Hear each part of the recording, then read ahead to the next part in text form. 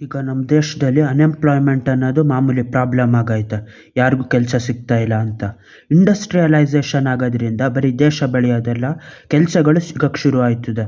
ಈಗ ಚೀನಾದಲ್ಲಿ ಅನ್ಎಂಪ್ಲಾಯ್ಮೆಂಟನ್ನು ತೀರಾ ಕಡಿಮೆ ಇಲ್ಲ, ಕೆಲಸ ತಗೊಳ್ಳೋದು ಫುಲ್ ಈಸಿ ಅದರಲ್ಲಿ. ಯಾವ ಥರ ಅಂದರೆ ಇಂಡಸ್ಟ್ರಿಗಳಾಯ್ತಾ. ಈಗ ಎಕ್ಸಾಂಪಲ್ ಆಗಿ ಒಂದು ಕಬ್ಬಿನ ಫ್ಯಾಕ್ಟ್ರಿ ಓಪನ್ ಮಾಡ್ತಾರೆ. ಫಸ್ಟು 100 ಜನಕ್ಕೆ ಅಲ್ಲಿ ಕೆಲಸ ಸಿಗ್ತದೆ, ಅದು ಫಸ್ಟ್ ಸಿಗೋ ಕೆಲಸ.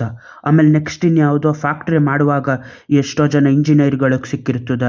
ಆ ಪಾರ್ಟ್ಸ್ಗಳು ಮಾಡುವಾಗ ಪಾರ್ಟ್ಸ್ಗಳ ಕಂಪ್ನಿಯವ್ರಿಗೆ ಕೆಲಸ ಸಿಕ್ಕಿರ್ತದೆ. ಈ ಥರ ಸಿಗೋದು. ಇನ್ನೊಂದು ದಿನಕ್ಕೆ 4,000 ಟನ್ ಕಬ್ಬನ್ನ ಇದು ಮಾಡ್ತಾರೆ.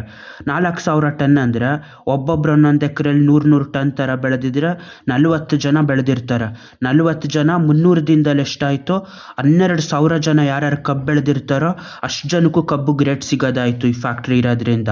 ಆಮೇಲೆ ಲಾರಿಗಳು ಹೋಗೋದು, ಆ ಕಬ್ಬನ್ನ ತರೋದು ಅಲ್ಲಿಗೆ, ಆಮೇಲೆ ಸಕ್ಕರೆನ ಅಲ್ಲಿಂದ ಆಚೆ ತಗೊಂಡೋಗೋದು. ಅಷ್ಟು